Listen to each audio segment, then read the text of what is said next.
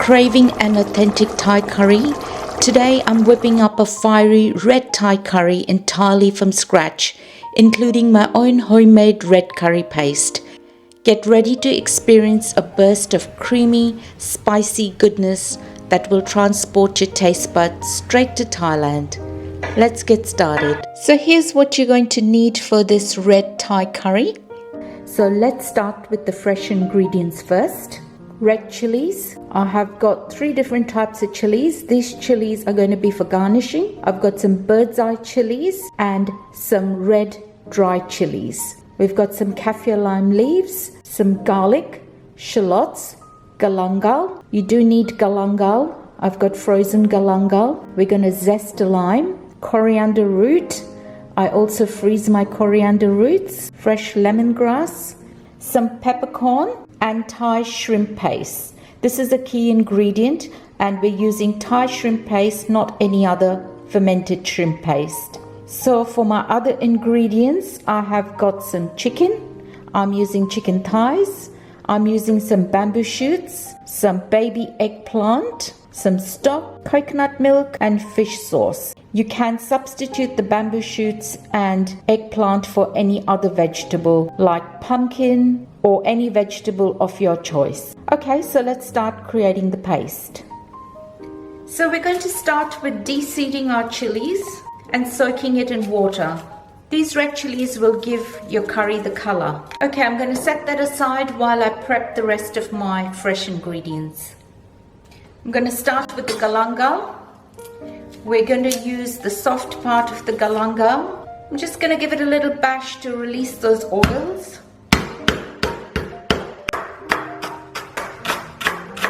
Now I'm going to use my fruit processor today, but you can use a mortar and pestle to grind this. My coriander roots,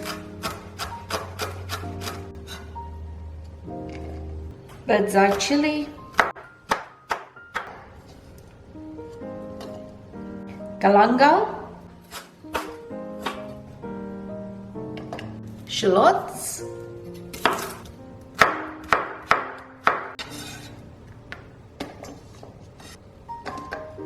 garlic, and the zest of a lime, but this is optional. I am going to try and blend 1 kaffir lime leaf, so take out the middle bit. They are very tough to blend.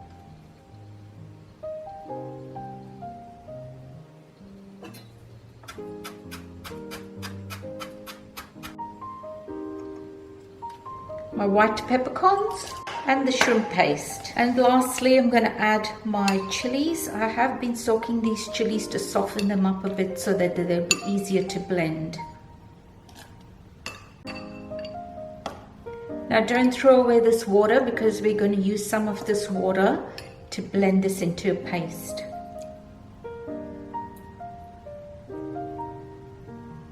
Okay, let's go and start blending this.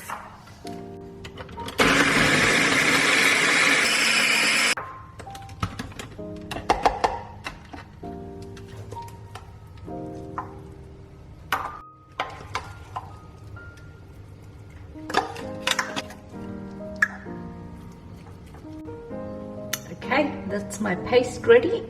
Let's get cooking. Let's dice up our baby eggplant. Now, as I mentioned, you can use any vegetable of your choice. I'm going to soak this in some water. As you can see, eggplant just gets discolored very quickly. So just add a pinch of salt and soak it in some water while I prep the rest of the stuff. Just cube up your meat. I am using thighs. And once your pan's heated up, I'm going to add half my coconut milk. And I'm going to let this coconut milk reduce and release its oil. Now, depending on the brand of coconut milk that you get, this may vary. Some are a bit more oily and some aren't, but don't stress because you can always add a little bit of oil. So we'll just let this come to a simmer and reduce. Okay, so as you can see, my coconut milk is thickened up a bit, and it is releasing a little bit of oil. So it's time now for my curry paste to go in. Now I like my curry to be nice and spicy and a lot of color, so I do use a little bit of extra curry paste here, but I'm going to cook this down. You want a nice strong flavor in your curry because you're mixing it with coconut milk, and coconut milk dissolves the flavor a bit. So we're going to cook this through till it releases all its aroma. Just make sure you keep stirring it. And if you find that it's starting to get caught a bit, you can add a little bit of oil. Okay, now as you can see, my paste is completely reduced. I didn't have to use any oil in this. I've just patiently been stirring this. Now this is the secret to cook a good curry paste. Make sure you give your curry paste time to infuse and cook through all those raw ingredients. So don't rush this process and you'll end up with that really good tasting curry. I can smell that shrimp paste and all those yummy fresh ingredients. It's time to add my chicken. I'm going to turn up the heat a bit more. And I'm going to cook this chicken through. It smells delicious. Now you can see all that curry paste that I made has reduced just enough to coat this chicken. So it looked like a lot in the beginning, but you need that so you get that flavor. So I'm going to give this chicken about 5 minutes till it changes color. Okay, my chicken's looking good. Time to add the rest of that coconut milk.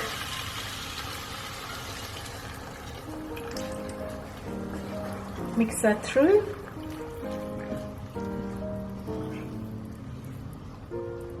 Let that come to a simmer. I'm going to add my kaffir lime leaves, so just give it a little bruise and tear it up. The leaves is just there to flavor the dish.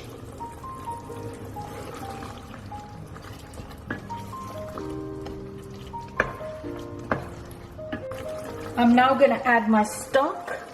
Now you can adjust the ratio of stock to coconut milk. If you want it more creamy, add more coconut. If you want it less creamy, add more stock. But just start with a little at first. So that's just 1 cup of stock. I'm going to put the lid on and cook this for about 10 minutes. Because my eggplant will take about 10 to 15 minutes. So depending on the veggies you're adding, adjust it accordingly. See you back in 10. Okay, it's time to check on this chicken. Oh, that smells beautiful. It's time to add my palm sugar. Now depending on how spicy your chilies were, you might have to adjust that. So I'm going to let that dissolve and then taste it. Let's have a little taste. It has got a bit of a bite, but with rice it'll be okay. Okay, I'm happy with the way that's looking, so I'm going to add my eggplant.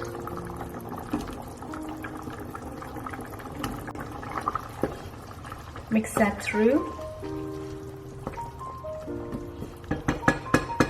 Now this eggplant may take about 10 minutes. I'm just going to put the lid on and cut back. Okay, it's time to check. I am going to add my fish sauce and taste it for seasoning. So mix that through. I check my chicken. Yes, my chicken is beautiful and tender. Just the eggplants need just a few more minutes. So this is the stage. Check for seasoning and adjust anything. It's got a bit of a kick, but just the way I like it. Maybe just a teaspoon of fish sauce. Now you do want this curry to taste strong when you're tasting it, because with the rice it'll taste a little bit weaker. So there goes my fish sauce. Now that's to your preference. Give it a little mix.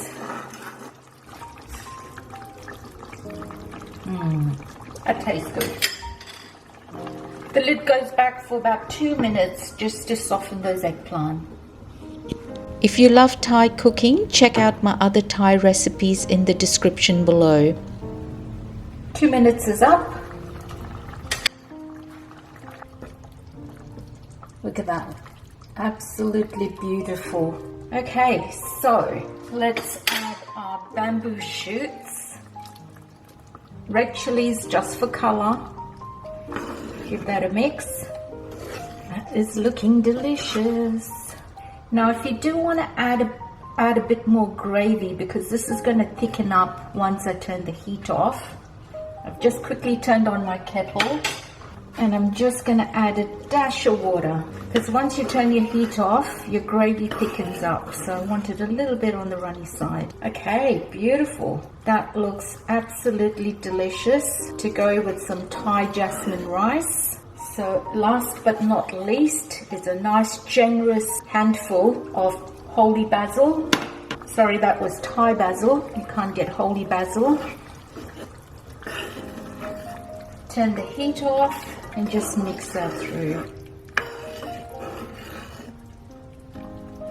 There you have it, a delicious red Thai curry made from scratch. I'd love to hear from you in the comments. Give this recipe a go, and if you like Thai, check out my other Thai playlist. Thank you for watching. I would love to hear from you in the comments. Don't forget to subscribe, and see you in the next video.